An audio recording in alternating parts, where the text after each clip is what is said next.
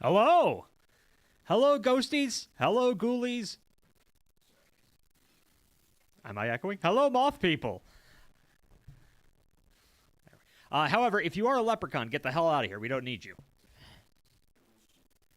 It was just YouTube because I was watching the stream. Oh. Well, now you're back. I mean, I didn't go anywhere. I mean, as far as you did in digital land, you did. You were in the void. Okay. Hello, everyone. Welcome to the first of what is hopefully going to be a monthly live stream. These are going to be acting as a kind of end cap to our series on our various books. And today we're going to be talking about the vertical plane, hopefully with some of you guys. Oh, hello, Kink Shame the gang. Every time I address you, I laugh a little on the inside, and I have to fight it. So I appreciate it. Because, I mean, we are a gang, and I do enjoy kink shaming my friends. So I get it. I understand the impulse. You've never once kink shamed me. No, in private. All those DMs that you get from anonymous people filled with vitriol and hatred. That's all me.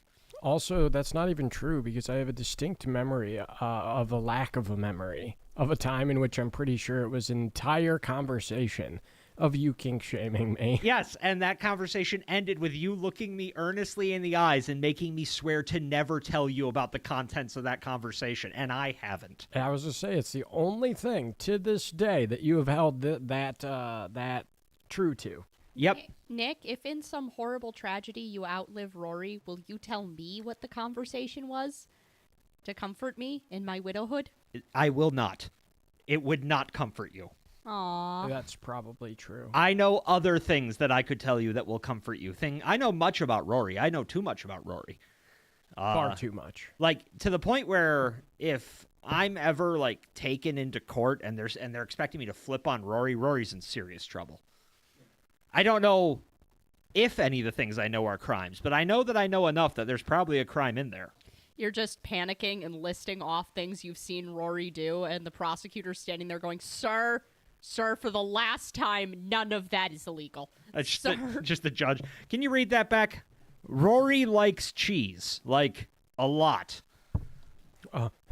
Kink Shame the gang wants to know the Rory lore, and I promise you, I don't know this Rory lore. Yeah, no, that's gonna be a me thing that's going to my grave. I made a promise to a friend when they were too drunk to be forming memories.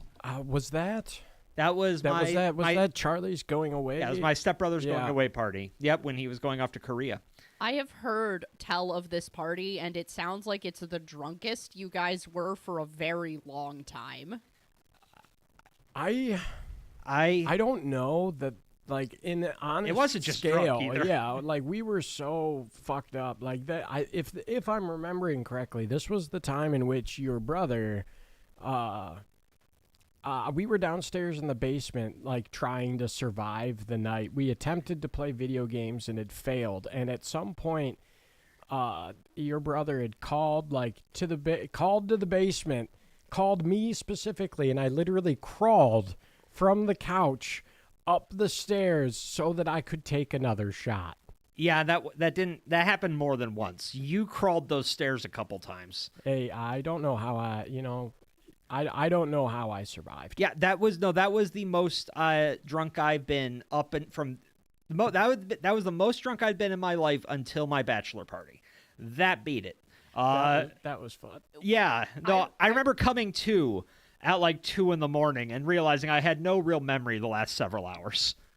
Matt, our friend Matt, was also at that bachelor party, and you guys came back to the house afterwards, and me and Kelsey and Leanne had been hanging out in the living room watching movies, and Matt came over and flopped down on the couch next to me and was just, like, watching TV with me for a few minutes. I did not realize how wasted he was until I tried to talk to him, and he made eye contact with me, and it's like, oh, this is not Matt I am speaking to. You are speaking to Bacardi. Yep, I am speaking to alcohol. Yep. I am speaking to Matt's lizard brain, and Matt's prefrontal cortex is not here.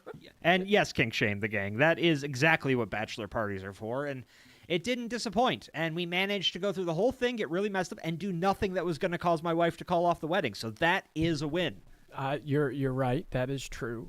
Nothing happened that called off the wedding. I can attest to that as the officiant of said wedding. That being said, that reminds me of another fun story, I suppose. Yeah, fuck the agenda. This is what we're doing. Talk. Back many moons ago, I owned a different house very, very briefly for like a year and a half. And it was, I believe it was a birthday party. You were away at college, Nick. Mm-hmm. But our friend Matt was there. And I remember vividly that he had brought over his N64 so that we could play video. And so I decided that was my goal for the evening, was to make him so drunk that he would throw up. And I won. I succeeded. But more funny than that, one of the other people that was at the party with us, who had also not been that drunk before, in fact, was pretty opposed to drinking, and I was a bad influence. Mm-hmm. As you are. As I am. Yeah. But he got so drunk that he tripped over this like little table that I had next to the sectional. And he tripped over it, face planted on the couch, rolled off of it, stood completely up, stood all the way up, and then grabbed the N64 remote and continued playing Mario Party as if none of that had ever happened. And it was beautiful. I understand. I am drawn to Yoshi when I'm concussed, so I get it. It's the only way you can suppress the pain, because I've done that. I've fallen and face planted and hurt myself, and I've just been I don't want to cry in front of these people, so I'm just gonna pretend I'm not feeling the physical sensation that I am feeling, and it's fine. And it's fine. At the end of the day, it is fine. But the point of this story was that, one, I got Matt to pray to the porcelain god that night. But that was probably the only time outside of every New Year's party at his house that I've seen him that obliterated to the point where you can see it in his face. Yeah. That's the big tell for him. Yeah, it's when he looks like he's having a stroke on both sides of his brain. Yeah. That's when you know. I'm keeping the blood inside my skull through sheer willpower. If I stop concentrating for even 1 second, I will bleed out via my eyeballs. You're not wrong, though. And Rory is often the bad idea bear. Although I will say this. When Rory is acting as a bad influence, Rory will take the journey with you. Oh yeah, no. I'll never make you, because generally speaking, if I'm the bad influence, it's because I want to do something and I don't want to do it alone. See, whereas with me, I just like ruining people. There's a sick part of me that does. And so I will encourage people to go beyond where I am willing to go. Because also, mind you, if other people get more messed up, that makes how messed up I am okay. And that's what social anxiety mixed with sadism will do. You gave me 100 milligram edible. No, I explained to you what that was, and you said I'm going to eat it anyway. So no, that one was not Devil Nick. That was just Nick who couldn't tell their friend no. Which is another a big staple of you, is just not being able to tell us no. In fact, doing quite the opposite, some would say. You encourage, like this hoodie, for example, is one that was purchased at the encouragement of you. I don't regret it in any way. I love it. It was just expensive. Yeah, I'm an enabler, admittedly, but I admittedly, I know there are lines, there are points where you have to stop enabling, and I've historically been pretty good at that. I guess it depends. If I'm sober, I'm historically pretty good at that. Okay, that's fair. Okay, we have definitely... We didn't even fly off the rails. We started off the rails. I said that this is what was going to happen from the get. It is Thursday. I've been up since 4:30 in the morning, and I got home from work and immediately started setting up for this. Yeah, I get it. My last meeting of the day was the equivalent of a corporate ambush. Yeah. And also, I picked up Wendy's on the way here, and what I didn't understand is they've changed the recipe to 50% grease. And it's always been like that. You're just old now. I feel oily and disgusting, and I want to shower and cry and I'm probably going to do both at the same time when I get home. Uh, Oh, that's a shame, kink shame the gang. I normally I don't work on Fridays because I work 4 10-hour shifts, but there's a fire at my work, so I have to log in for like an hour or something in the morning because I have to do a deployment, which means that I have to get up at 6:30 in the morning on my day off so that I can deploy some stuff, and then I'm gonna not be able to go back to sleep. So instead, I'll just write because we have to record on Sunday, and I'm Oh, still yeah, that's writing. right. We're recording the next episode, which is what book? Northern Lights. I don't have the whole title. By Fred Anderson. Yeah, it's High strangeness in Sweden. Yeah, it's Hi, pretty that's simple. it. High strangers. Blah, blah, blah. I'm having a stroke. Yeah, no, it's a fun book. It's a series of stories based in Sweden about anomalous events that happen in Sweden. It's interesting because we don't often get a good window into how the paranormal is treated or even how it manifests in other countries. And that's a topic of interest to me, especially when you talk about UFOs in North America versus South America. There's not only cultural differences in how they're viewed, but there seems to be behavioral differences in how the phenomenon manifests, which I find fascinating and I personally think might be connected to each other. Cultural views equates to how it manifests, but that's not what we're here to talk about right now.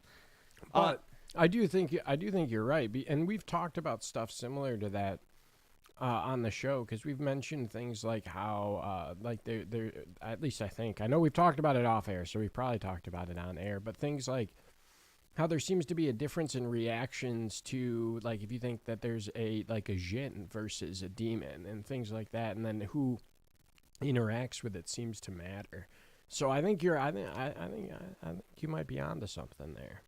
But like you said, that's not technically what we're here to talk about, though I'm sure it'll come up multiple times since we're going to be talking about what's coming up and all that jazz. Yeah, so I guess we'll start there. So for those who don't know, which I'm assuming if you like us enough to tune into this podcast, and there's not many of you today, and that's perfectly okay. I mean, it's a Thursday. Yeah.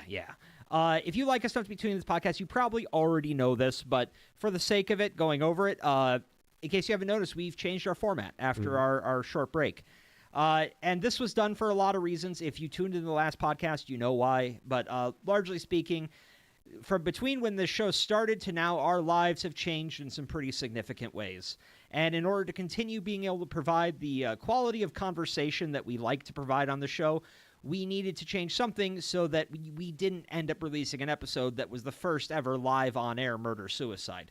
And so for that reason, we had to rearrange our schedule a bit and really slow down on the number of books we were reading. I mean, we were cracking through 2 to 3 books a month, every month for 2 years straight. I mean, effectively, just for the purposes of the show, it was 26 books a year just for the show. Yeah, and that's not counting the midnight chats and everything else we were doing. I mean, I added it up. In 1 year of doing the show, I wrote 360 pages of material. Yeah, that's insane. And then even beyond that, like, you think, including midnight chats, we're over 100 episodes. Yeah. 50-something episodes of the main show, but because we've done so many midnight chats and everything else, and then a couple of special episodes, we're already over 100 episodes total for the show, and that's in 2 years when we set out to go as a bi-weekly show. Yeah, and you know whose fault it is? John Tenney. Yeah, you're not wrong. Because here's the thing. We had talked about doing something like Midnight Chats way at the beginning, but we said that is something we'll look at 2 years down the line. We'll look at that once we actually have a following.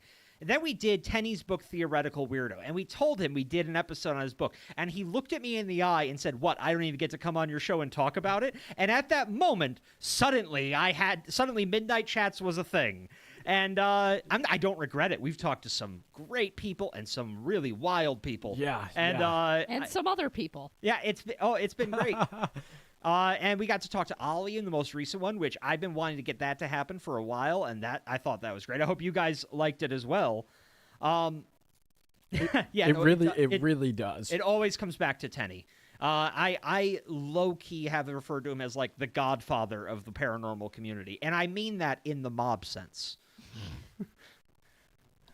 Okay, but so yeah, that our new format is going to be a single book a month. However, that's likely going to be split over multiple episodes. Most books are going to be 2. Sometimes we might go to 3. I don't foresee there being many books that are going to be a single book or a single episode, just because the whole point of us doing this is going to give us a chance to get into meatier books, because there's a lot of books on my list which, 400 or 500 pages long. It's not something that we could have done in a single episode unless you guys are willing to listen to a 6-hour episode. And while the people tuning into this live stream might be willing to, others might not. Yeah, and I know, like, there's been a couple of times, like, especially early on when I put out on Twitter, like, oh, I don't know if I should cut this, yada, yada, yada, because the episode's already pushing 3 hours, and everybody was like, fuck it, just do it. And it's like, and then you guys got the Satanic Panic episode, which, 3 hours and 15 minutes long or something like that.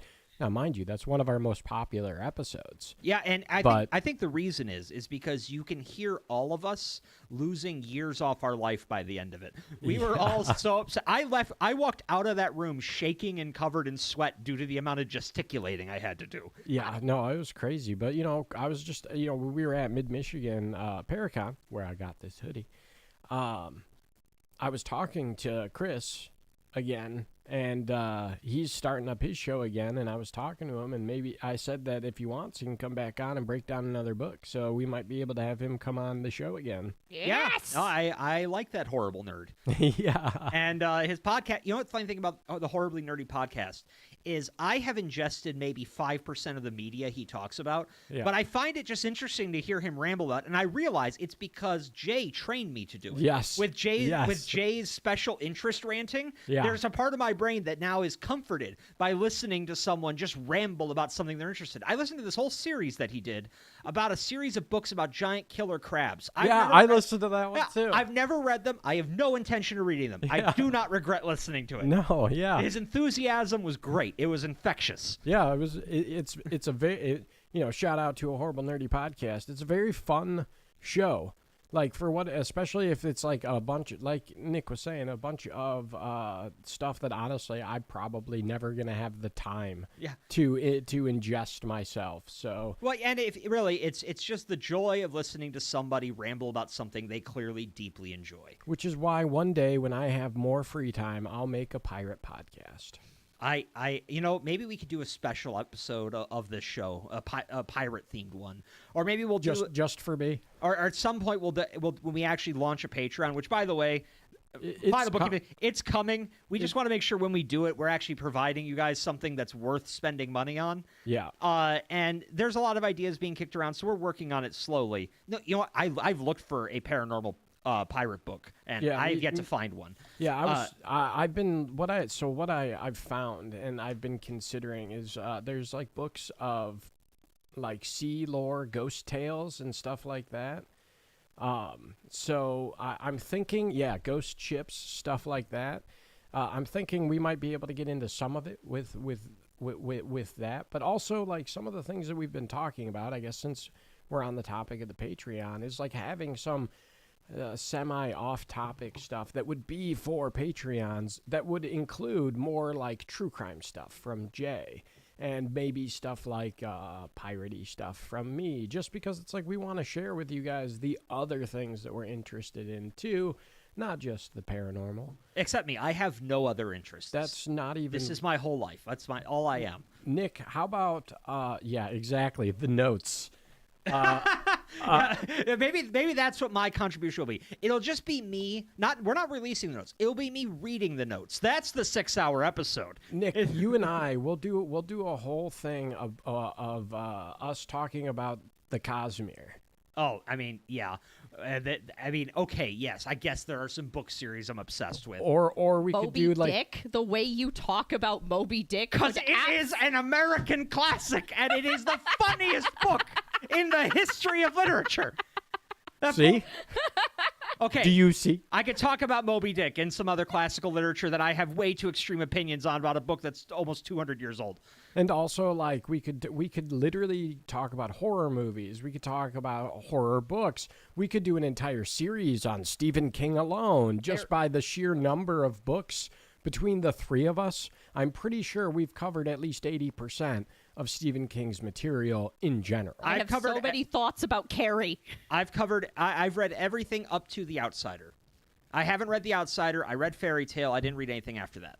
I have read all of the new stuff, and I'm missing, I think, at last count, I was missing 15 of the old stuff that I just haven't gotten to yet. I'm not anywhere near that deep into the Stephen King forest, other than with his short story collections. I have consumed a lot of his short story collections, but my brain loves short stories, particularly when it comes to horror. Like I in some ways, I feel like the like horror as an art form is almost at its most perfect and elegant in a short story format, because it forces you to get to the point of why this is scary, and he's just so good at this. Like, I am such a Bazaar of Bad Dreams defender. I am absolutely a Bazaar of Bad Dreams defender. I like that book personally. I was going to say, do people not like Bazaar of Bad Dreams? It's polarizing.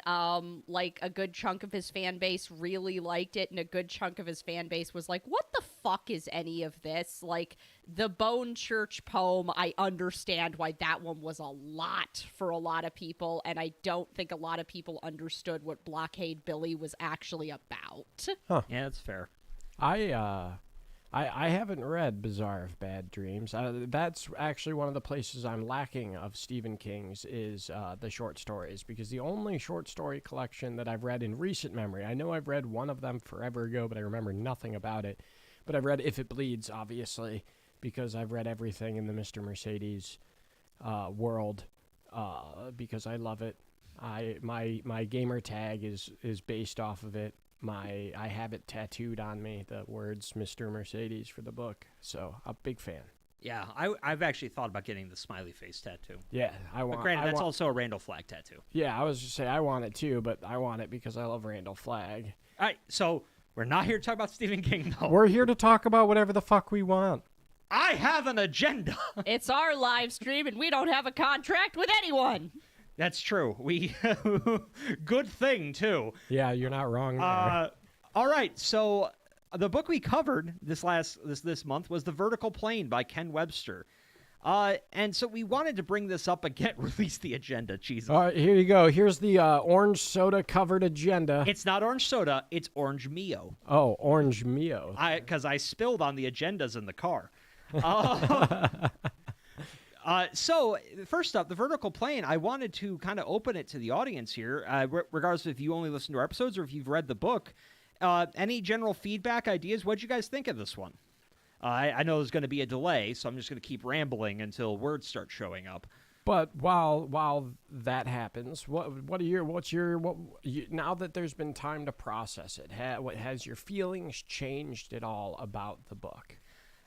Weirdly, I get this weird sense of melancholy whenever I think of the book now. And I think a big part of it is twofold. One, I feel, regardless of how much of this book happened or not, I mean, I prefer to believe that it happened.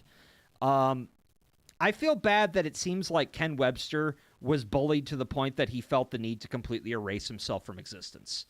And I do feel really bad about that. And I feel like that's also a sad story we've encountered multiple times on this show. Authors who have to go underground. And also, I mean, I feel sad that, the communication ended. They were cut off from this friend. I've had, and weirdly, it made me think about the fact that for a chunk of time, I was very, very, very active in my young teens in play-by-post role-playing online. And Can confirm. I made lots of friends on there. And I just drifted away from them. And it's almost weird. It's almost like kind of a modern allegory for what happened here. You had this intense communication, this very, deep communication, which you get to really know someone. And then suddenly the digital divide is between you, and you're never going to speak again. You know what I mean? Yeah. You drift away. Someone logs out and never logs back in. I don't know. So there's this kind of sense of unresolvable loss that comes with the book, which I guess is not really an intellectual response to the book, but it's definitely the emotion I feel when I think of it. In terms of like my ideas about what was happening there, I haven't really evolved much since we recorded the episodes. But to be fair, my opinion during these episodes was largely this shit is weird and I have no idea. No one can have any idea. Outside of the nonsense I sometimes ramble. As time passes, I am I still think that there is a distinct possibility that these two people were being pranked by a supernatural entity, and that Lucas/Tomas never necessarily existed as an independent person. I think there's a really distinct possibility that Lucas/Tomas was something that one created in order to screw with Ken and Debbie, and I don't know why one would be doing that other than ultra-terrestrial gonna ultra-terrestrial, you know? Like, uh, it's like asking why a whale beaches itself. We don't fucking know. They just do. But it just, there was the stuff with Lucas/Tomas just felt so constructed, but Debbie and Ken's responses to it felt so organic that I just got the very distinct possibility that it's like, this man in particular is not real. Something is happening here, but I still stand by my assessment of, I think somebody was screwing with Ken and Debbie, but I don't think that was another human person. You know, that idea, it does remind me of something I think about often. Because so, as our listeners should know by now, we return to the ideas of John Keel pretty frequently as a framing tool to look at these phenomenon. And God, the more we do, it is I don't know, this story, when you look at it through the Keel lens, really reinforces how fucking bleak that worldview is. I mean, because and that's the thing, is it makes this story go from a melancholy story to and not a tragedy, because it's not a tragedy. It's a cruel prank. It's cruelty, because you created this kind of emotional attachment and then ripped it away from these people for a laugh. If that's, if we're under that model. And God, that's horrifying. I mean, you also think, really, the longer we go into this, the more you see all the various manifestations of the phenomenon. If it all is shape-shifting, extra-dimensional entities that are, so all paranormal is really the same thing playing pranks on us, it really paints a really bad image of the universe. That the thing that's above us, the thing that has this power, the thing that's the next step in the next world, the best thing it can do with its time is fuck with people. That's pretty fucking grim. Yeah. I mean, thinking about it from the perspective of it's just fucking with us and there's no goal, then yeah, I would agree. And unfortunately, I feel like that's kind of where I fall with this story. Like, ultimately, I think one was likely an ultra terrestrial, and 2109 was likely an ultra terrestrial, and I think that they may have been opposing forces of some sort for whatever reason. Kind of like it weirdly makes me think of like Big Job vibes, like because they were doing very similar approaches to like what God and the devil did with Job, but less extreme. Yeah. It also still really reminds me of Q screwing with Picard, and the Q continuum occasionally showing up and being like, you can't keep doing this. Yeah. Yeah. Well, and I will say, and I think I brought this up on the episode too, the fact that in this story, one of the most fascinating things about the story to me is that we do see what appear to be two distinct paranormal entities in conflict with each other. Because it's so rare to see stories where different phenomena are even interacting, let alone, having some direct back and forth and fight with each other. I mean, we say that, but we've, if you think about it, we've theorized that stuff like that has happened in multiple books, down to Demon of Brownsville Road, Alma Fielding, The Screaming House, but that was fake. To a certain extent, that was happening with the Enfield haunting, because those mediums started leaving their guardian spirits to try and protect Janet and Rose. Yeah, that's right. Yeah, I guess I mean more ultra-terrestrials, I guess. This is the first time we see ultra-terrestrials going against each other. Potentially, yeah. No, I agree. Unless I'd have to rack the brain to try and think of if there was any kind of ultra-terrestrial action like that in Mothman, but I don't think there was, because most of it was just theory and other sightings to reinforce the ultra-terrestrials and a little bit of Mothman. Yep. And John Keel being intensely paranoid. Yeah, and just a very sad man. Yeah, I wish I could have met Keel. I feel like, though, I would have walked away from the meeting very sad. And that's a weird feeling to have about someone you respect. I mean, I kind of get it for him, though. It's like his entire the foundation of his theory is this shit just fucks with us. Yeah. And why? Because. I remember. Sorry, go ahead. Well, I was just saying, like how your parents would always just say, go do this. Why? Because that's it. That's the end of it. Yep. Yeah. I remember when we were when I was first launching our Tumblr and making all of those memes for it. There's that one with Dennis Reynolds having the dart through his hand stuck against the board and just staring flatly at the person who threw it. And I just labeled it John Keel, and the dart was labeled unprocessed trauma from the year of the Garuda. I will say this also. I think I like that. The longer we've gone, I think I like his original title more than the Mothman Prophecies. The Year of the Garuda has some gravitas to it. I mean, I do like that title, but Mothman Prophecies, without that title, you don't get the book.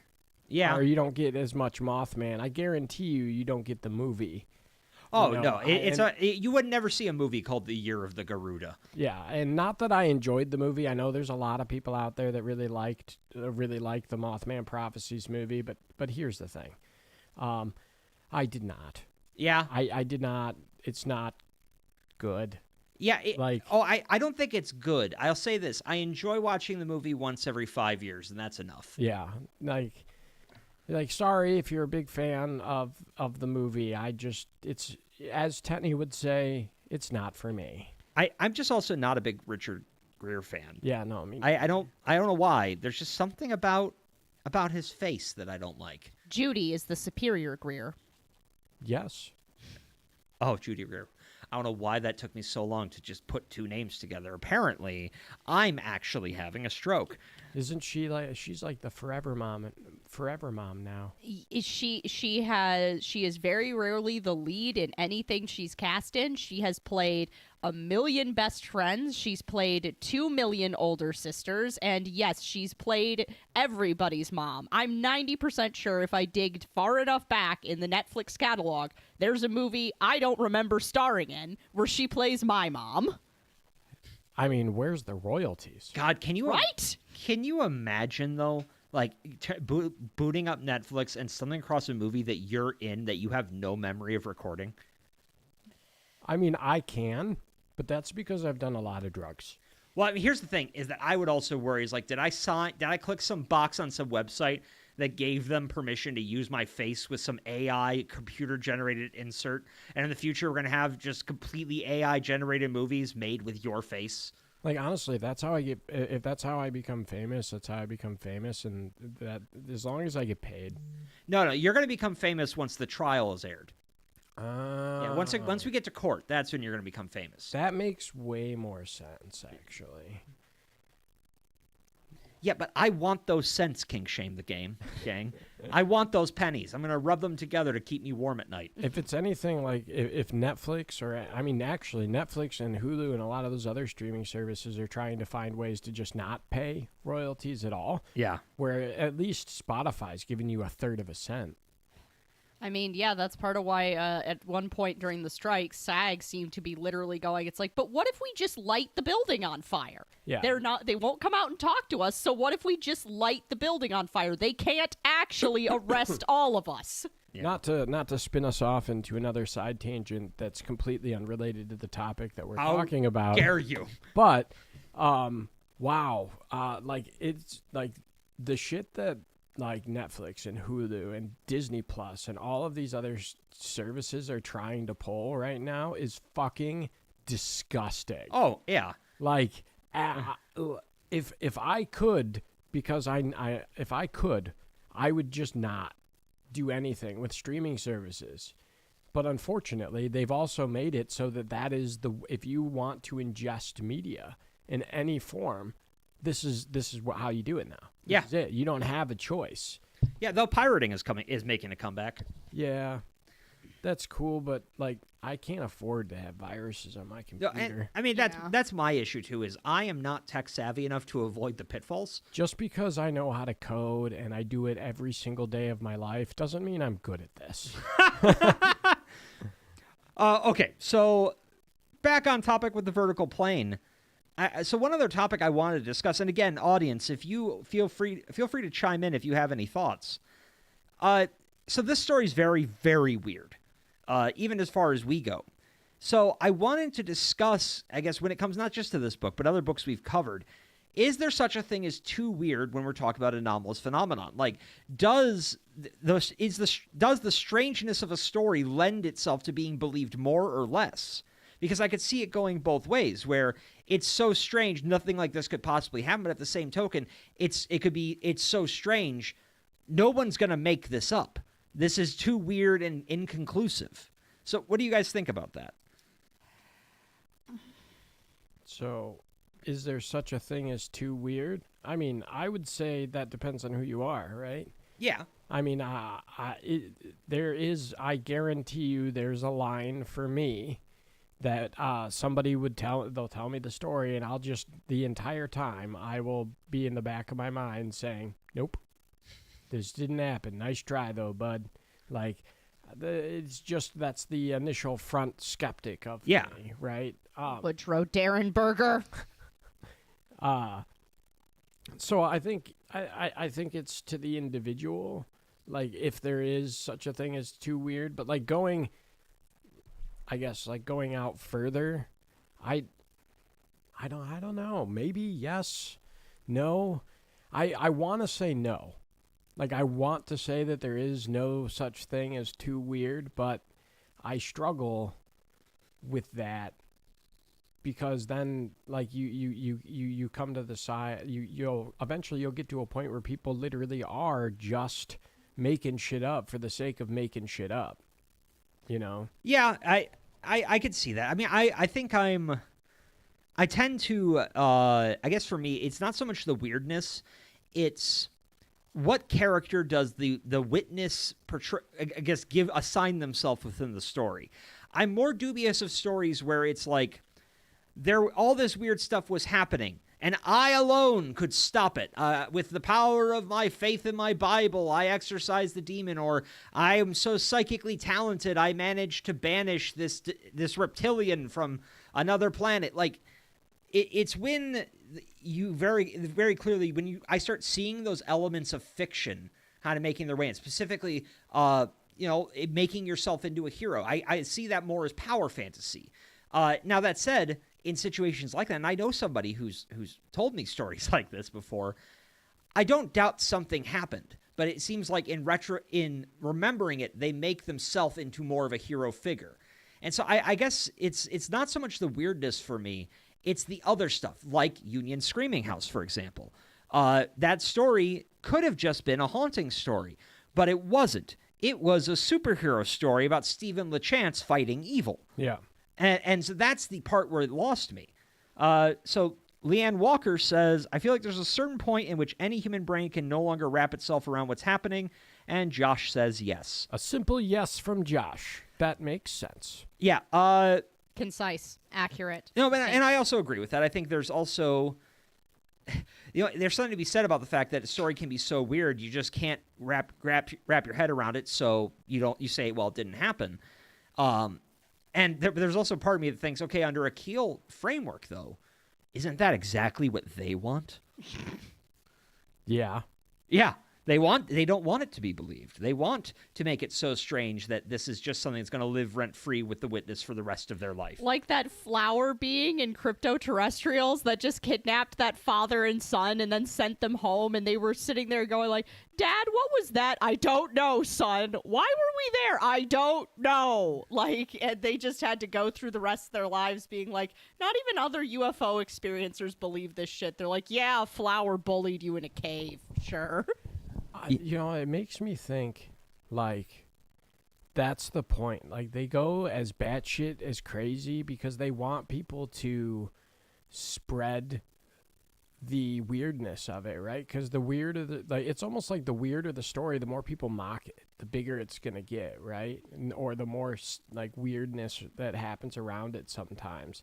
So that's so they just fucking do. Yeah, nobody's gonna believe you, like the Bill Murray thing. But and with the point of being that the more that we talk about it, the more that we think about it and think of it as fake, the more people are pushing out there for it to become, or for it to manifest. Yeah, and I mean, I could also see a part of it also being, yes, people are going to talk about it, but by making it so weird, you make it unresolvable. Yeah, and I think that's something that if under a Keel model, that's exactly what they'd want.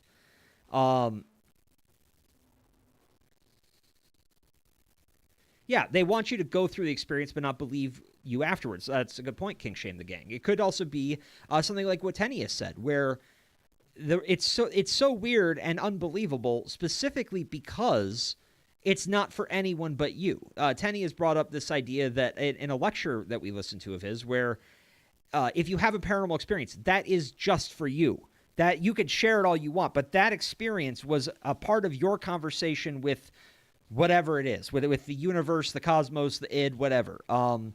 And so it's not meant to make sense to other people, not meant to be believed even, because it's just yours. It belongs to you specifically, which I think there's something, I think there's something very poetic and nice about that. And also, quite frankly, it makes me a little more comfortable with some of the experiences I've had that are hard to quantify. Inside that, though, how do you explain shared experiences? I mean, it could just be that, that's a group chat. Yeah. That's it talking to both of them at the same time. Yeah. That's mean, also, here's the thing, though. Even if it's a group experience, it's not just what happened. There's the interplay between what happened and what it means to the individual. Like, look at the miracle of Fatima. We have this, what appears to be a UFO in the sky. To some people, it's God, the Virgin Mary. To some, it's a UFO. And they all take a different meaning from that impacts how they view the world and reality and how they interact with it. So it could be that, yes, there's a group sighting, but it's not really a group sighting. It is a dozen one-on-one conversations happening all at the same time through a shared medium. Yeah, and like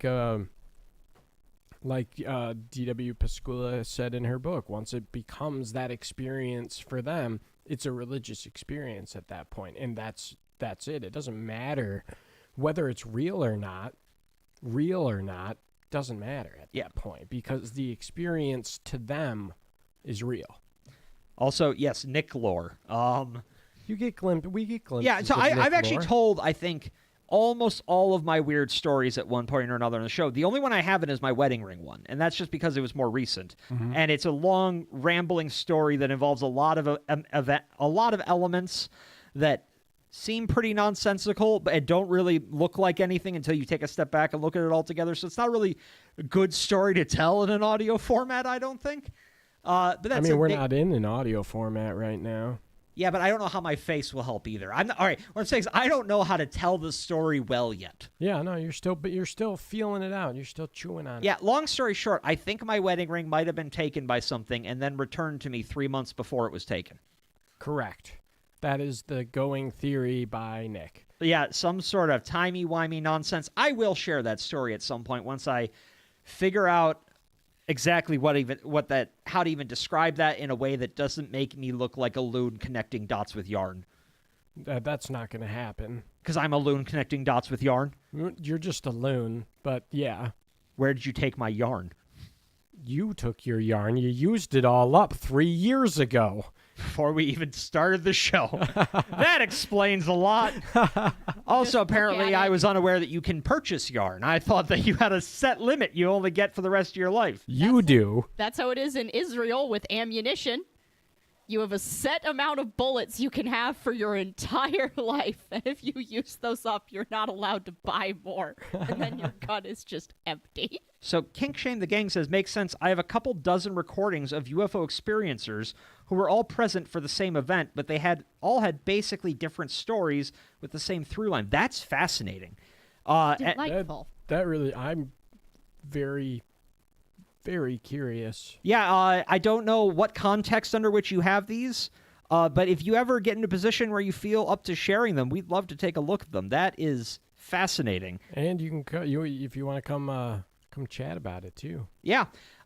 These live streams, for the record, I know we are chatting with some of you right now in chat. Down the line, once we figure out better ways of doing it, we would like to at some point start inviting some of you guys to, speak up, actually be able to use your voice. But we're not there technologically yet. Well, I know how we can do it. It would be switching from, like, right now I'm running our stream through OBS, which is a free open source software that a lot of streamers use. And it's because it's the one I'm familiar with.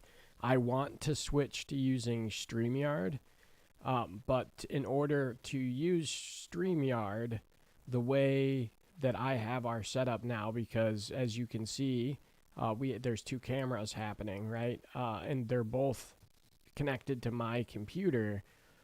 In order for me to do that with StreamYard, we have to buy a pro account. And the pro account I couldn't justify previously. So as we start ramping this up and doing this more and more, I'll start being able to justify doing something like a pro account for StreamYard so that we can do this, or I'll think of a different way to not have to utilize two cameras to the same computer or something. Or I'll just bite the bullet and pay for a pro account. So Kink Shame the Gang apparently runs the Cactus Cat Para Research and Archive out in California. So yeah, we definitely want to hear your stories at some point. Well, hell yeah, yeah. Shoot us an email. We'll be in touch. That is very cool. All right, so we have a response from Berserk. The story is on the higher end of high strangeness. You think Q Bono, there isn't a lot to gain other than some notoriety for innovative fiction. Yeah, no, I agree. And I think that's one thing about, to return to Vertical Plane, that struck me is, we talk about this a lot, how a lot of people say, well, they made up that story for attention or for notoriety or for money, and then really they didn't get any of that, and it ruined their life. I think that's very true in this case. I mean, I did actually, after we recorded, I managed to find the original Out of This World special that they did on the story as it was happening. It's a British program, and my God, they basically mocked the Websters the entire time. Oh wow! It was the most I don't know. It seemed the most aggressively manipulative paranormal television I've seen in a long time, and it's 40 years old. They were probably suffering some of the splashback from how poorly things went with the Enfield poltergeist, because a lot of people just, when that activity petered out, they just decided Janet was a liar and that her mother was enabling her and her sister was helping. And from what I understand, attitudes towards the paranormal and experiencers of the paranormal were distinctly more negative in the years immediately following the Enfield poltergeist. And I think it was probably just, I mean, Rory, we're watching right now that really interesting Apple TV series about Enfield. It's great. It's fantastic. And that was just such an overwhelming case, and reporters didn't know how to deal with it. There were reporters leaving the house shaken and traumatized, going, what the fuck was that? There were all these psychiatrists who were like, this little girl is not crazy, but we don't know what's happening. And I feel like just as a culture, people involved in that side of things were just so unsettled by the nature of what was happening at Enfield that there was an increased hostility towards paranormal experiencers because people didn't want to fucking deal with it anymore. Yeah, that's fair. So moving into the last question I have here for our follow-up on the Vertical Plane, because that actually connects to this somewhat. I was thinking about the fact that, so this story goes back to the very early beginnings of computer processing, right? It occurred to me is like, well, we're now in a much more digital age.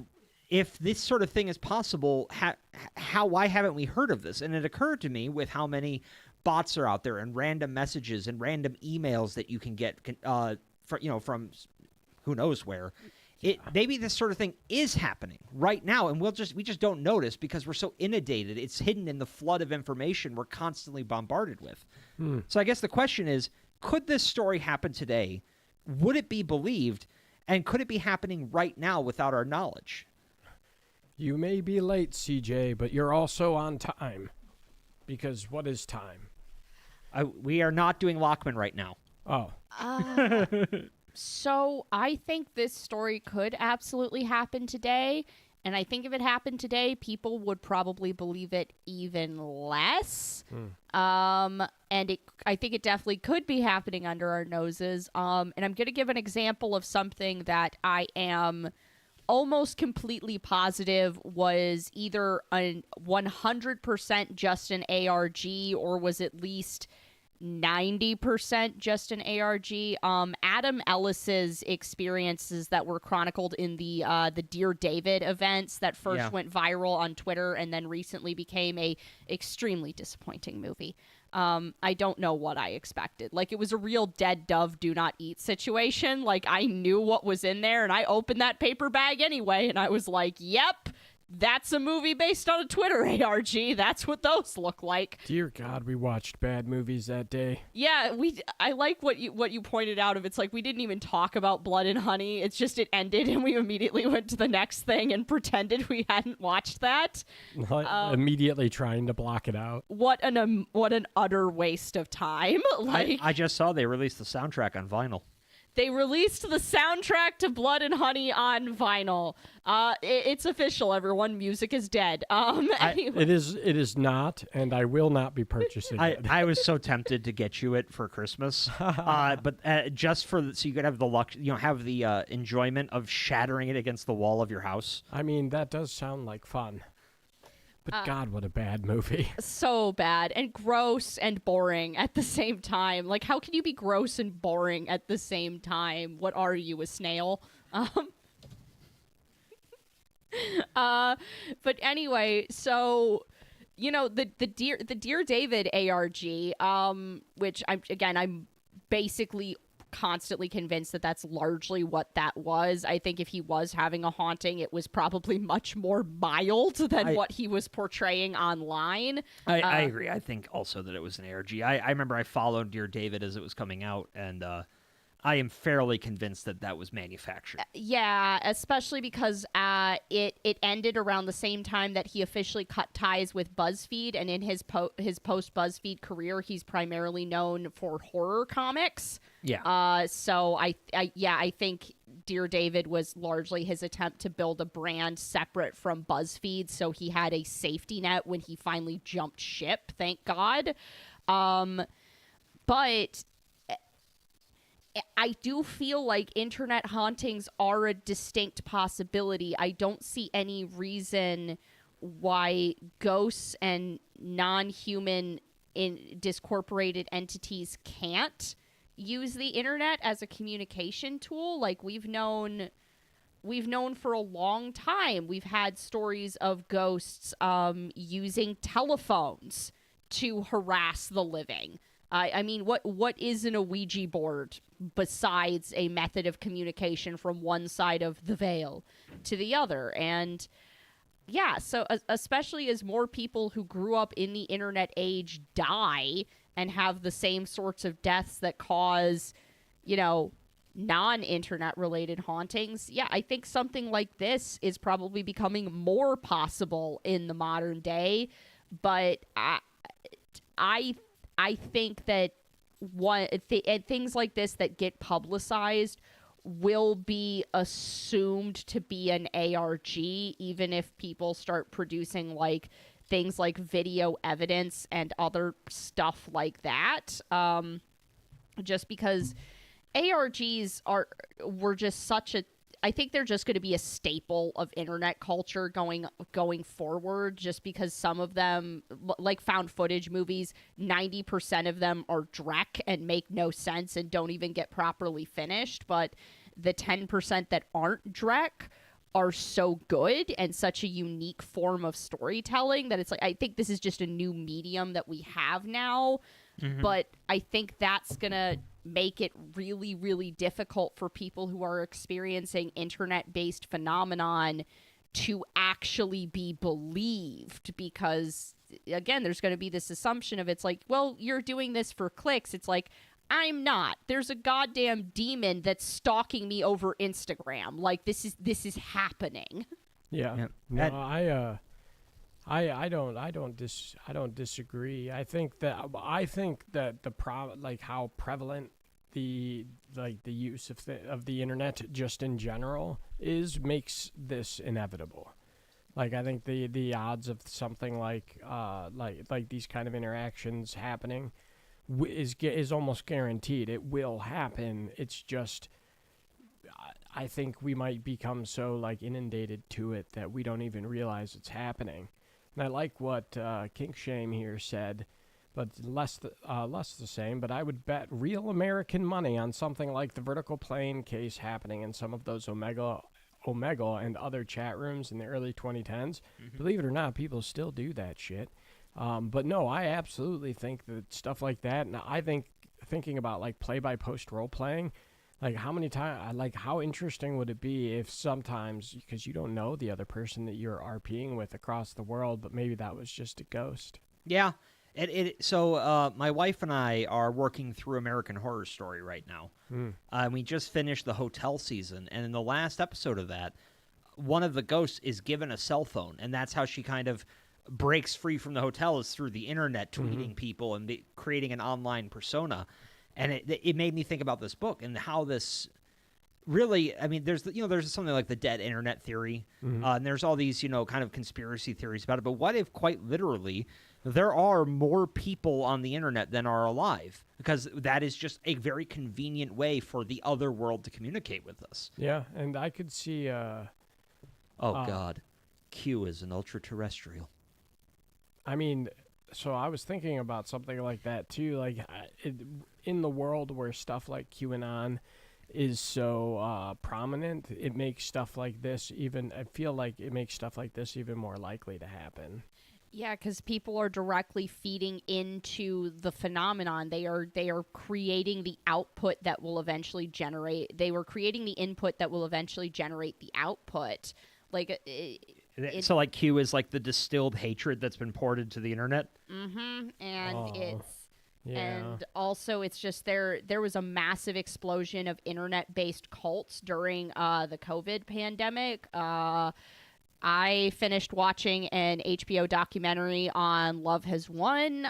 Me and Kelsey recently watched the entire Twin Flames universe mini-series, which is, again, another internet cult. And it was a Zoom cult. Yep. These Zoom cults, these internet cults, basically create this mishmash, patchwork spirituality that the leaders basically edit on the fly, like most cult leaders do, in order to maintain constant control over their population base. And so a lot of these people are at least lightly screwing around with magic that they genuinely do not understand, and are using it for personal gain and using it with the intention of manipulating vulnerable people. That's not gonna be consequence free. Well, and so another thing that occurred to me. So I don't know if you guys have read it. Neil Gaiman's American Gods. I've read two-thirds of it. Yeah, so one of the concepts in that fascinated me as a young man when I read it is that, so basically in that book, there is an overarching conflict between the gods of the old world, the old pantheon, think like Odin, Zeus, Apollo, all those guys, and the gods of the new world, like the god of money, the god of sex, the god of the internet. And, we've talked about things like egregores, tulpas, thought forms. You have in this, in the internet, you have almost a simulated universal unconscious. It's a place everyone can vent all their thoughts. Companies know this. The governments know this. They control massive amounts of data from it and use that to predict social trends and movements and where we're at as a culture. And I don't know, it kind of made me think, what if all that energy that we've been pouring, all of our personalities, our joys, our hatreds, we pour into the internet, even the show. Ultimately, that attention births something like an egregore on a grand scale. And what if that is what is ultimately kind of at the core of the internet, is some sort of Cthulhian god of our own creation, some sort of thought form that is the distilled essence of everything that's been put onto the internet, and at some point it reached critical mass and gained agency. And that's when we start seeing all this stuff, all these that's when the internet starts breaking out, when it starts exploding, when we start seeing all the chat rooms spring. I mean, this happened in our lifetime even. Yeah. I remember when I was a kid, the internet was not like it is today. Not even close. Like, I remember I was really proud because me and a friend, we made a website dedicated to hamsters. And all I remember about it is it was one of those terrible old 90s one with too many moving, images, little dancing characters, confetti raining down. Those were the best websites ever. We used to be a country. My favorite part about it was there was one of the links, one of the pages was just the enemy, and when you clicked it, it was a picture of a cheetah. Ah! Of course it was. Why was the cheetah the enemy of the hamster? Cats. Oh, why a cheetah specifically? I don't know. Cheetahs are gentle souls. I was 8 years old. Ask Do you anyone honestly that's not expect a me to have gazelle. any reason? I barely have a reason for why I do things today. You know I have to defend cheetahs. I know. I'm not sure a cheetah would have any interest in a hamster. I think a hamster would be too small, and a cheetah would assume it was some sort of pebble or moss ball. Or friend. Or friend. Cheetahs do make friends with dogs quite regularly. Yeah. Okay, so before we move on to our news spotlight, any final thoughts about the vertical plane before we put this one to rest? It's a weird one. Mr. Grinch. Oh, they also made a horror movie ripping off the Grinch. It's What? called The Mean One. I am furious. We already got an excellent Grinch horror movie. It stars Jim Carrey, and it's directed by Ron Howard, and I love it. You know who else is probably pissed? Dr. Seuss's widow. I mean, she has a lot to be angry about. Yeah. Yeah, she probably didn't notice because she's so busy suing pro-life groups for saying a person's a person no matter how small on their merch when she's like, that was about Japanese internment camps, you insensitive fucks. Well, yeah. I mean, she has a lot to be angry about. Dr. Seuss's first wife has a lot more to be angry about, but she's dead.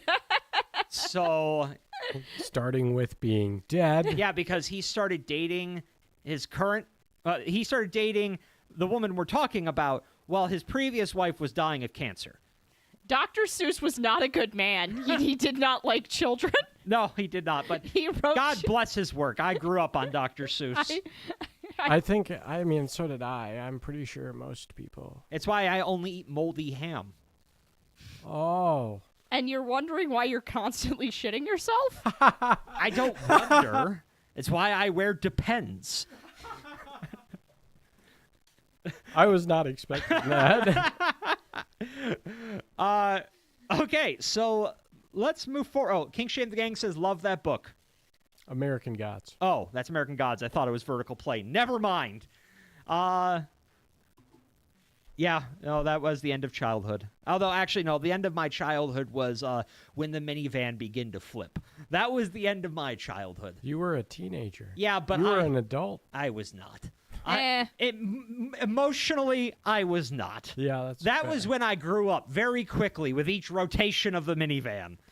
The end of my childhood when I was when I was 14 and my father's colon died inside him and they had to cut it out. Mine was also young, but mine was due to drugs, as is most of my life. We have a festive background. Yeah. Okay, so let's move to our news spotlight. So this is going to be something I'm going to try to do for each live stream, where I'm going to isolate a single story of the weird that I've come across recently. No, this does not have to do with the current political dust-up regarding UFOs, just because that's too complicated and my brain hurts trying to even condense it, so we're not worrying about that right now. Is that why you didn't respond to the tweet I tagged you in? I actually, that one I looked at it and I thought, I should respond to this after this meeting. And then you know what didn't happen? That. Yeah. The Noctivagant lore. All right, so our news... It's all part of the Midnight Roads. Our news spotlight for our first monthly live stream is winged humanoids. So Tobias Wayland of the Singular Fortean has been reporting on a number of winged humanoid sightings in the Great Lakes area. He actually has a great book about it. One such story, however, was recently published on his website. In the summer of 2014 in Greensburg, Indiana, a man was taking his dog out into the backyard when they both saw a 6-foot-tall winged creature standing high up in the trees. It was a purplish color, like a Mothman, but Barney. The creature soon vanished, and afterwards, the witness reported that his memory of the whole incident seemed off or foggy. He felt somehow mentally out of place. Now, this adds to a series of apparent Great Lakes sightings of Great Lakes winged humanoids or Mothman encounters that have been reported since at least 2001. Other recent sightings include a 7-foot-tall red-eyed creature in the Chicago Area Forest Preserve in 2023, and a 2001 story of a woman who claimed to see 4 red-eyed winged humanoids passing through the air above her backyard just outside Chicago. So I wanted to take a moment here and let's return back to our very first episode and talk about Mothman. So what do we make of the fact that Mothman apparently, after getting done in Point Pleasant, moved to the Chicago area and has just been hanging out there? Do these sightings impact how we view the manifestations of the Mothman in Point Pleasant? Because, I mean, a lot of people saw him as an omen or some sort of a harbinger of doom, yet as far as I'm aware, Chicago is still there. Yeah. I think that when, in the 1960s, during the era of the Mothman prophecies, Mothman was maybe just that, an omen of sorts, because the Keel went through and did a lot of comparisons to like other lore around the world and stuff like that are involved winged humanoid like creatures and things like that. So I think maybe at that time that's what it was, but Mothman has taken on a much different role since then.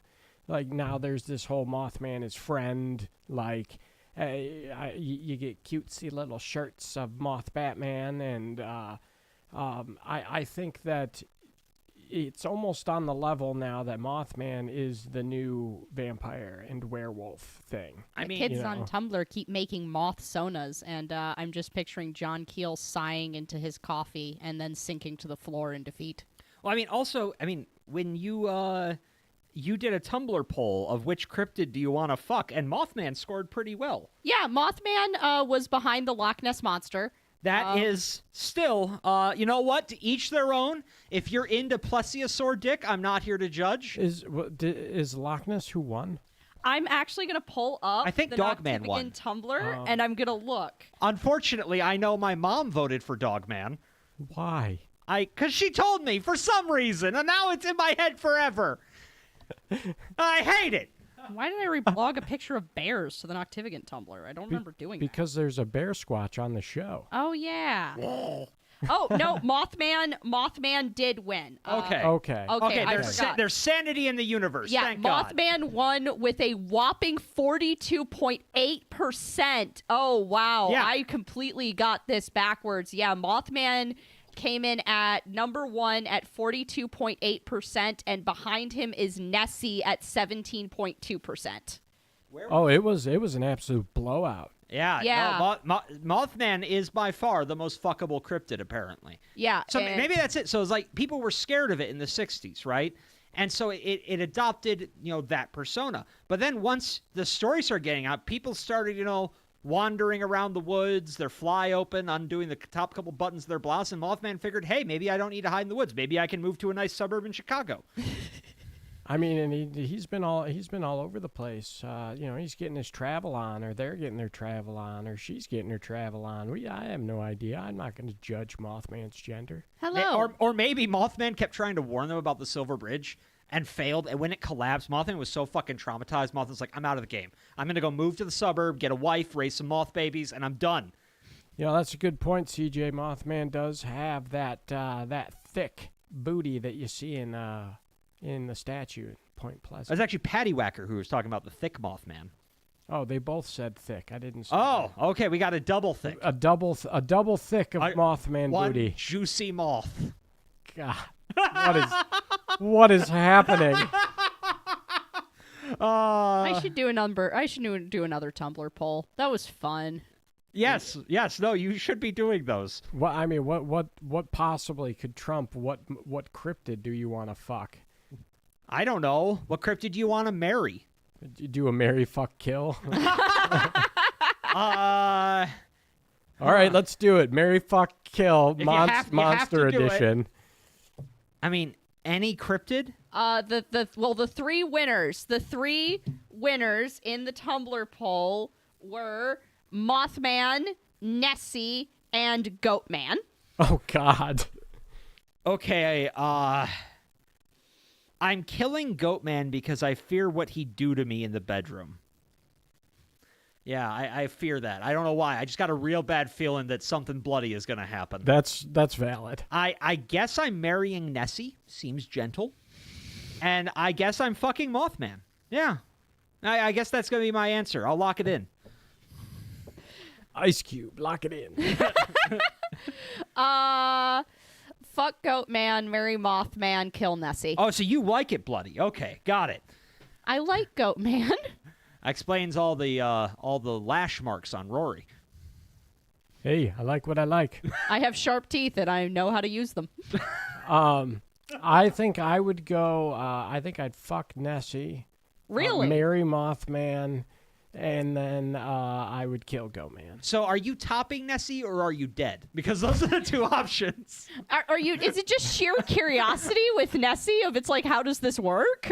The implication, right, is that it's a one-time fuck, which means I'm getting it over with and done. Okay, it's one and done. We're gonna forget about it. If I marry Nessie, I know that they have expectations, and I'm not sure I can survive more than once. And that's fair. That's fair. I like how your answer boils down to, I'm just not sure I can keep up sexually with a dinosaur. I'm just being honest. The Jersey Devil and Bigfoot, by the way, were neck and neck. Bigfoot came in at 7.7%, and Jersey Devil came at 7.6%. And I'm pretty sure that's because a lot of people, when they're picturing what they think is the Jersey Devil, they're picturing Baphomet. The Jersey Devil is a skinless horse with wings. Correct, yeah. I need to say that again slowly. The Jersey Devil is a skinless horse with wings. You need to redo that pool so I can vote for it. That sounds erotic. Okay. I'm sad. The Flatwoods Monster only got 4.6% of the votes. Yeah, I think we need to stop this right now because my mind just went into a really bad direction. Well, CJ says marry Nessie, probably has lakeside property, fair. Kill Goatman, not into farmhouse, and not into farm boys, fair. And Mothman, fuck, because I imagine that there's a lot of stamina due to sustained flight ability. That is a lot more thought than I've put in there. That is a very well thought out answer. Also, I gotta say, moths, they're kind of soft. I feel like he'd be gentle. Do you think Mothman's a gentle lover? I mean, he's never committed physical violence against anyone. He's just scared them. I mean, one could make the argument that he killed like 70-something people on the Silver Bridge. Okay, if he did that... I don't think Mothman did that. Can you I don't either. I'm just saying you could make the argument. Can you imagine, like, if someday some photos surface of Mothman, like, planting demolition charges on the bridge?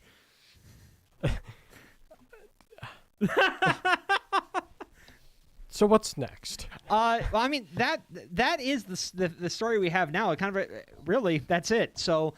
any final thoughts about the more recent sightings of Mothman? Because we immediately spun off into a very sexual direction I was not anticipating. One of you people asked me about the poll. Like, you guys brought that up. Yes, but you created the poll, so I blame you. I feel like I did not create that poll in a vacuum.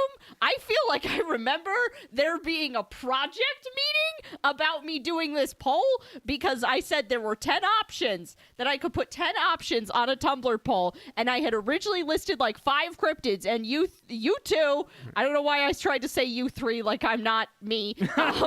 You two were like, no, you have to fill out all 10. And I was like, well, what the fuck is going in the rest of these 5 spots? And I feel like it was a protracted discussion that took up most of the evening and at least 2 bowls of pot.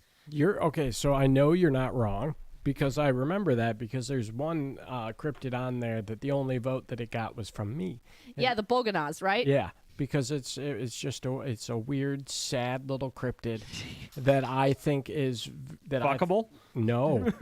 Oh God, no. In fact, but I just think it's fun and neat. But no, I do remember having this conversation. But I will say, in defense of what Nick said, it was at a base level your idea because it's very Tumblr.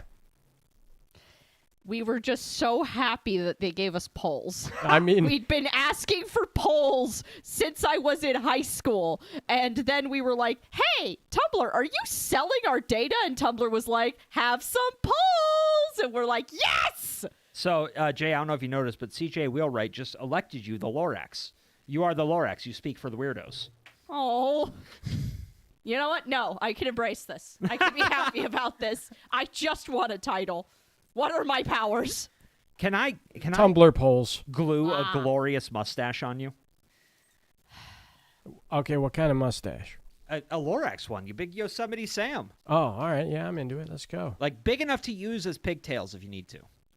So, like, here's the thing. I don't want you to do that, but unless I'm willing to put you in the hospital, I can't physically stop you from doing that. God, it's good to be large. So if you catch me on a day where my affection for you outweighs my desire to not have a Lorax mustache glued to my face, so, you know, like on your birthday or around Easter when I'm typically at my most chill, yeah, you could probably get away with that. Yeah. I'm not going to put you in the hospital on Easter. I'm not Christian, but that feels wrong. So just what I'm hearing is on my birthday, you're gonna be laying in bed, looking at your phone, dozing a little, and then the door is gonna creak open, and I'll be standing there with a can of rubber cement in one hand and a mustache in the other, and I'm just gonna approach you softly singing, "Happy birthday to me, happy birthday to me." Kink shame the gang. Since you enjoy Noctivagant lore so much, what I'm actually referring to about putting Nick in the hospital, I haven't trained properly in years, but I am a black belt. Mm-hmm. Like, so... I'm just large. That's my advantage in life. You're large, but I can still definitely kick you in the neck. I've tried a couple of times to make sure I can still kick that high in case I need to, and I absolutely can. My Good. sidekick can still absolutely plant itself right in your throat. Good, because most likely we're never going to actually fight, but we might get involved in gang violence at Paracon. That is entirely possible. As we know, it's a highly dangerous convention. Yes, yes. Yeah, highly dangerous. Filled with lethal gangbangers. I don't think that phrase means quite what you think it means. I think that we went to two very different conventions. Either that or I was on acid the whole time. Who knows? No. Well, why didn't you share one? No, the gangbangers are at D&D conventions. I've heard That's what goes right. on in those hotel rooms. And furry conventions, and really any convention, gamer conventions, definitely any gamer convention. Yeah. Okay, the overlap. Criminals are everywhere. The overlap between furries and D&D gamers is not a circle, but it's a bigger overlap than people want to admit it is. I would say I'm fine with it. I've gamed with many furries. They're fine people. well, yeah, same. I went to a furry con once, very briefly. I didn't stay very long, because I felt out of place. They were not my people. Yeah. They also keep inviting you to orgies. They did, and I wasn't even, I didn't even have a pass. I was just wandering the hotel because I had friends there that had a pass. And yeah, I mean, free sex is free sex, I suppose, but it's not for me. No, I have also got some of those invites, and I politely declined them. E3 is terrifying, but furry conventions are pretty chill. You know, I've heard they're pretty chill. One of my very good friends who actually one of our very good friends actually is a furry and is going to a convention here soon. And from what I hear, it's a very pleasant experience. Yeah, obviously it depends on which one you go to. The one that I briefly attended was known for its sex. Yeah. Rainforest was an outlier, like Spiders George. Okay, so I think that brings us to our last couple items here. And I'm just putting this out there now. We can continue this conversation while we wait. Before we close out, we also wanted to open the floor to you guys. If you have any Q&A, it can be about the show. It can be about anything else. If we can answer it, we probably will. So I just want to put that out there. Feel free to, if you have a question, go ahead and throw it in chat, and we'll chat for a little bit more before we look again. And do what we do and just ramble about nonsense. Is that what you're saying? It's what we've been doing for 20 years, yes. That's true. Yeah. I mean, I don't need that anymore. we almost drove our theater teacher to insanity. Oh, God. She hated us. Yeah. I mean, it doesn't help that, tooting my own horn here, but we were hands down the best actors in that class. I mean, I don't know if that's the case because I never felt like I got to see anyone but her two favorites ever act. That's fair. Yeah, because it was basically like, okay, you're those guys, you get to participate. Otherwise, sit your ass down. Yeah, no, that's fair. Yeah, I guess I just think so. that She hated us, but we also hated her. I mean, that's that. You know what's funny is I didn't during drama. Well, because in sophomore year of high school, I had her back-to-back classes because she was my English teacher and my drama teacher. I didn't know she taught anything else. Yeah, well, she only taught the one English class. Ah. And so I had her in back-to-back classes, and I actually thought that she kind of liked me all the way up until we got to the advanced acting class, acting and stagecraft. And then all of a sudden I realized that it was a facade. Yeah. She didn't like anybody that wasn't one of her favorites, and I'm pretty sure she didn't know how I got into that class. But I knew that I wasn't destined to be an actor at that school when I tried out for a role and got picked, and the person who got picked above me was hands down a 100 times worse actor than me. And I'm not amazing by any means. No, those school plays were tough to sit through. Yeah. They were rough. That makes me so sad because the original district that I went to before I went to the middle college program, our theater teacher was very, very dedicated. Like, he was somebody where he used to act professionally and he dropped out of it. Like, he chose to leave that profession and chose to go teach instead. So there wasn't a lot of bitterness there, and he worked very, very hard. He paid for almost everything in the theater department out of his pocket, and our school plays were fantastic. Like, people in the community who didn't have kids in the school would buy tickets to come see the plays because we also had the advantage of our choir department was phenomenal. My sister can attest to that because you can still hear in my sister's singing voice the quality of the education she got there. And so our theater teacher loved putting on musicals, and he would recruit the lead actors from the choir department so they could actually sing. And some of the kids that I went to school with were genuinely phenomenal, and he gave the stage crew so much freedom, and so, again, going broke out of his own pocket, making sure that they had quality paint, that they had enough plywood and all of this stuff. Our school plays were phenomenal, and he did not let people who couldn't act on that stage. He was very strict about that. You auditioned and you got in on merit. Well, that's good to hear. Good. That's great. And I'm sure that there are a lot of ones out there that obviously have their integrity and everything else. It's just an unfortunate bit about our history. Yeah, our shared history. But ultimately, and at the end of the day, just to this could just be our perception. Yeah. We could be completely off base. It's just this is our interpretation of the experience. Yeah. So jumping in, looks like we do have a question. What's everyone's thoughts and feelings about Christmas trees or Yule trees? Do you have any fun winter holiday traditions? So actually, this is kind of funny because I just ordered a couple books that I wanted to read for me that's kind of in the sphere of the paranormal. One is a collection of it's basically an exploration of the folklore and cultural practices that predate modern Christmas traditions, kind of taking them back to their Middle Ages and Dark Ages roots. Because that's a topic that interests me. And the other one is basically a biography of Santa Claus, but specifically how he's evolved through time, in that the argument is he is the wild man archetype, and he's the last existing one of that's really around in popular culture. And so I'm very interested in Christmas, and here's the thing. I was actually thinking about this recently. So I'm not, as you guys know, I don't practice any form of magic on my own. I don't have any sort of path that I direct myself on.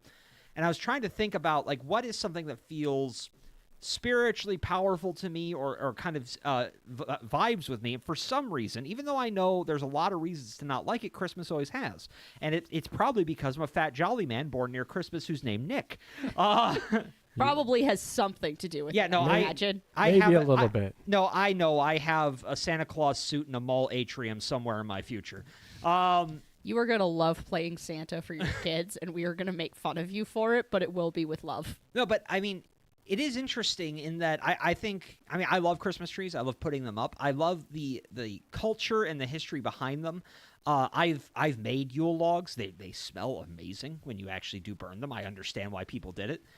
I do think that there's something interesting, though, in that we often talk about how belief in something imparts power onto it. You know, religious symbols, an entire religion believing in this symbol and putting their attention towards it as something holy, sacred, powerful may make that thing holy, sacred, and powerful. But we don't often think about that in non-religious contexts. And I know Christmas to many is a religious holiday, but on a global sense, it really isn't anymore. It's become something different. A lot of people don't even treat it don't even address the religious parts of it. The Christmas tree on its own almost has a sort of power of its own to evoke that season, a certain emotional resonance. And I kind of wonder if that, in a way, is becoming it's sort of almost a symbol of power in its own right, which has led me. I've been doing thought experiments about what about building a magic system around Christmas. And I'm not going to lie. There's a part of me that's tempted to do some experiments and see if I can do it. Like try to do an Estes method session where we contact Santa Claus. I think that sounds fantastic. Yeah, you wouldn't be the first to do that exact experiment. I would do it. That sounds like a lot of fun to try and channel or contact the spirit of Christmas. Though here's the thing, Nick, if we do it, you have to be the one that's under the whole time. No, I know. And here's what I'm thinking. Maybe we'll do it for next month's live stream. Yeah, do a Christmas seance. Yeah. Okay. Maybe next live stream, if that's what you guys want, we'll do an Estes method session and try to contact Santa Claus. Yeah, that sounds like fun. Why not? Another suggestion I had for the live stream is, last year we did those Christmas horror stories readings. And my mom actually listened to that episode, and she liked it so much, she gave me a present. It is a book of traditional Christmas horror stories. That's awesome. Yep. Well, we might be able to do that as a special episode too. That's what I was thinking. And so this year we can, instead of Nick having to comb through internet archives and double and triple checking that the stories that we're going to read are in fact in the public domain, we can just read out of that book and know with reasonable certainty that it's going to be fine. Yeah, no, I'm not going to lie. That was hard. And I actually didn't get to include some of my favorite stories I came across. I hate to say it, but I'm not going to say which one, but one of the stories that was read was literally the last on the list of potentials because everything else got eliminated for one reason or another. Granted, one of those was because it took an hour and a half to read the story on its own, and that's a problem. Yeah. Yeah, no, so that's absolutely what we're going to do next month then. We're going to get some cocoa in here. I'm going to light some candles around a figurine of Santa. We're going to evoke the spirit of the season, and we're going to do an Estes method session, see if we can contact the big man. Maybe I will do my best to get the new studio room set up by then so we have a little bit more space to work with. I mean, I'm fine with fire in an enclosed space. I'm ready to die. I don't whether or not that's true. I don't want my house that I had literally am signing the paperwork for the refinance on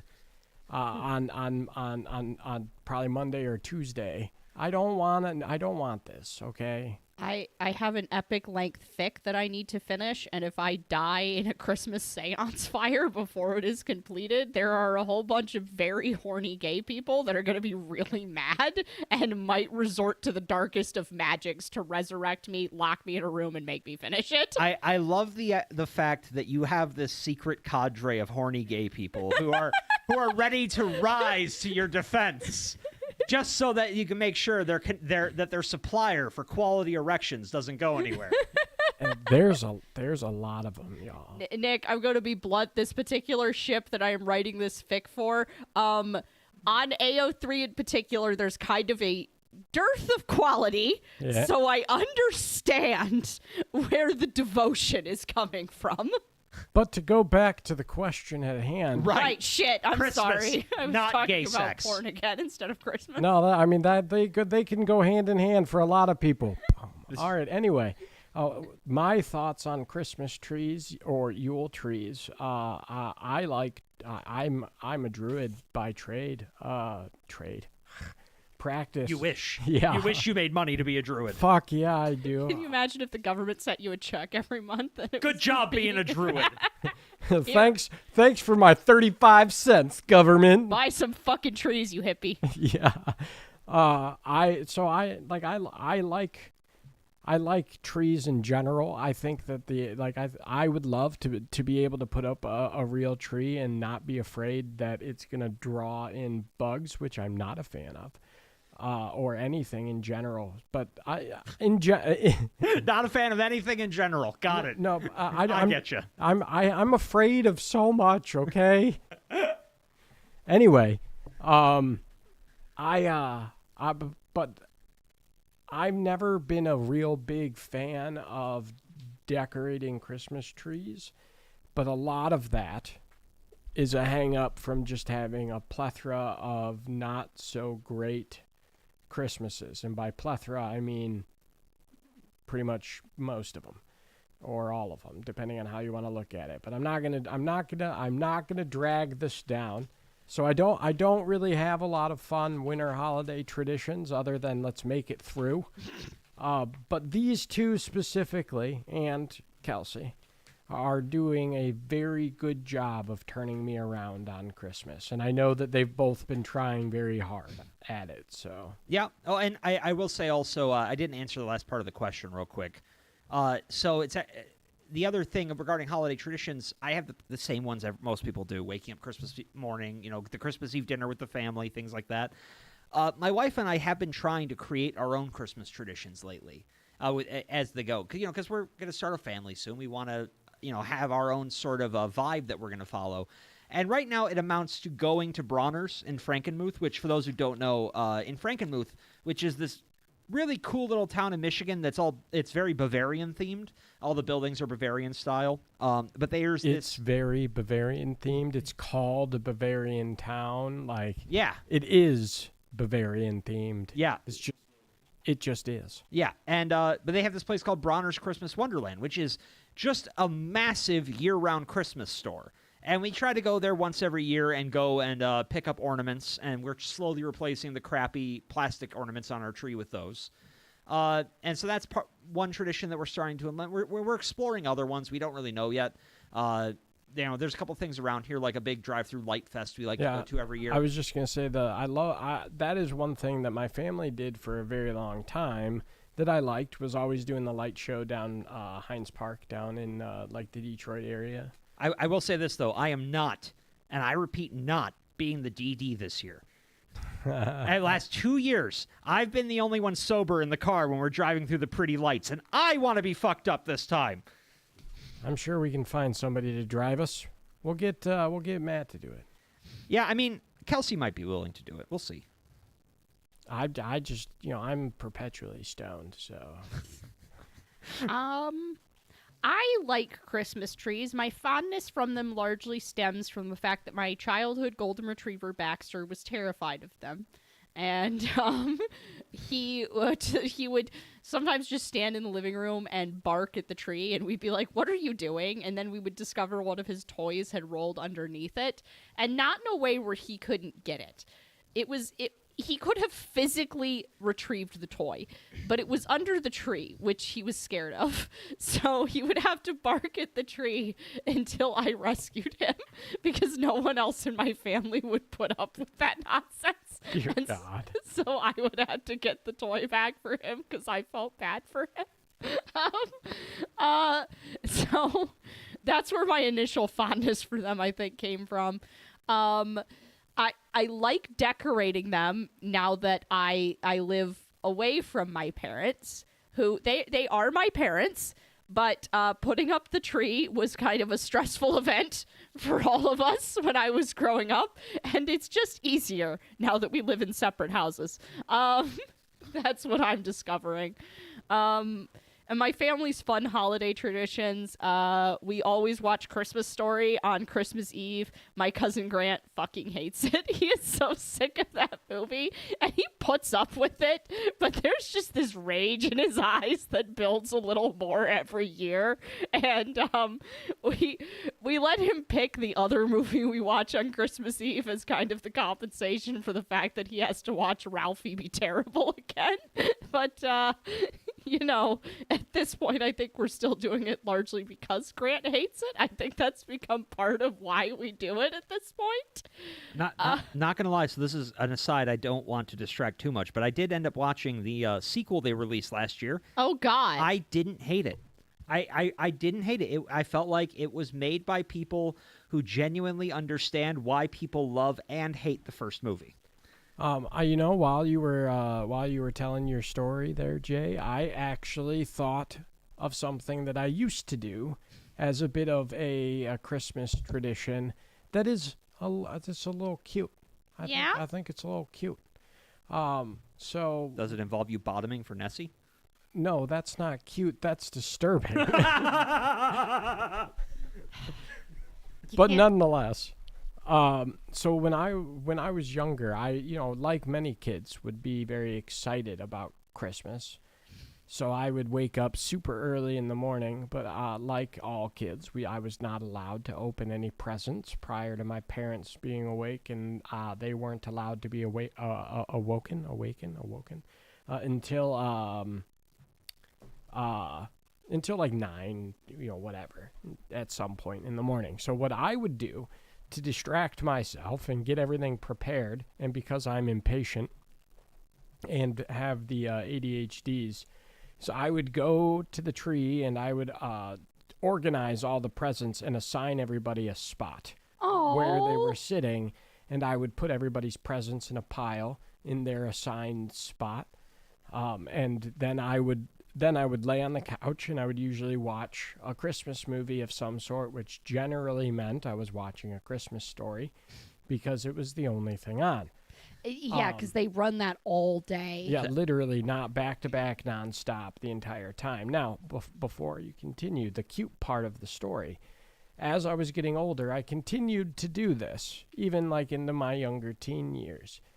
And when my siblings came along, so for those that don't know, I'm much older than my siblings. My sister is 8 years younger than me. My brother is 10 years younger than me, and my youngest brother is 16 years younger than me.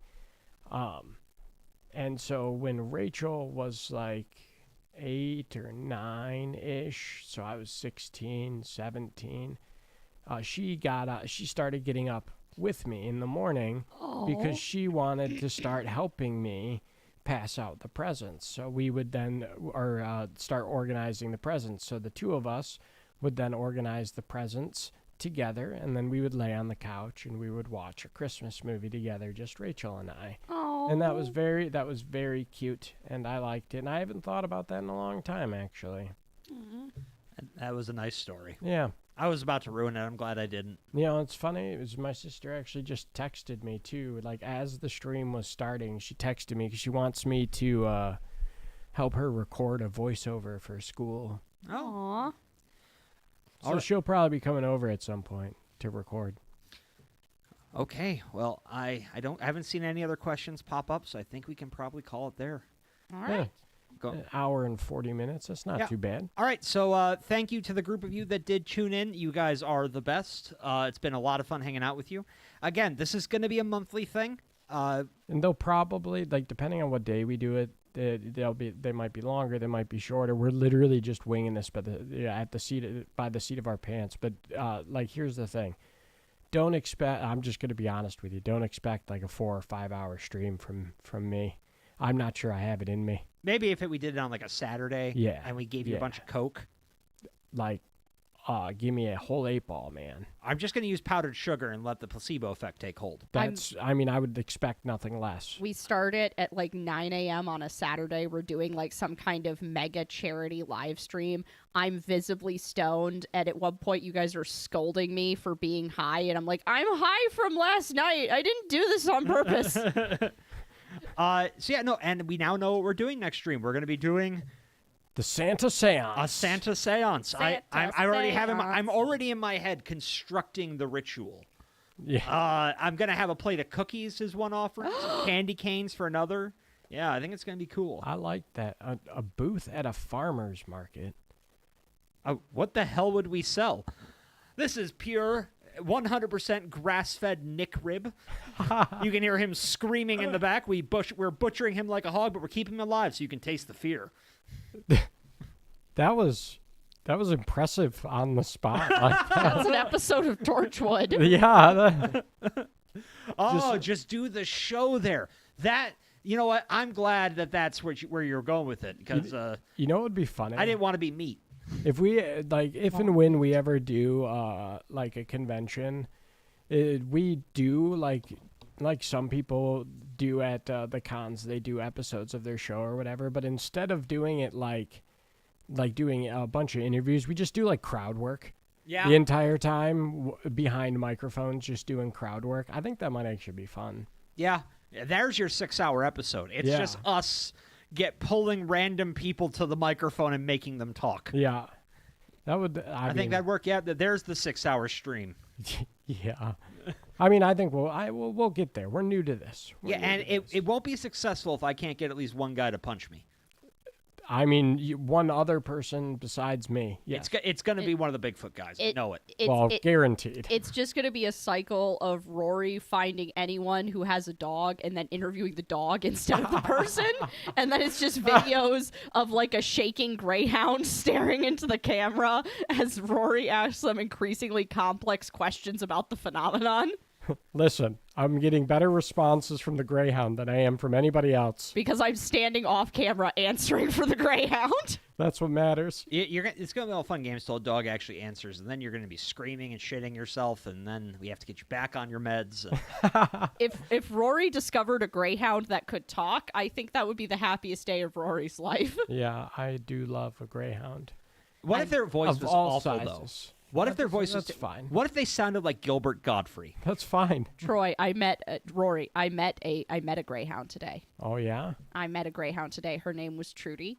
Trudy. Yes. And while I was trying to do my work, she kept creeping up into my blind spot on the side of me, and then there would just be a greyhound nose pressed against my cheek, and her people would be like, "Trudy, no!" And I'm like, "She's fine." As I'm scrolling through my tablet while this greyhound is trying to climb onto me. I love her. She's perfect. Okay, well, I think we can call it there. So good night, everyone. Thank you so much for tuning in. We hope to see you next month. And also, don't forget, next week we're going to be releasing the first episode of our coverage of Northern Lights, High Strangeness in Sweden. Woo! And I can confirm now, we are going to be talking to the author for the Midnight Chats. So look forward to that. It's going to be a whole lot of fun. It will be, I hope. Okay, I think that's it, though. Yeah. So good night, everyone. Good night, Hope you had fun. ghosties and ghoulies and moth people and whatnots and goodbye. Bye.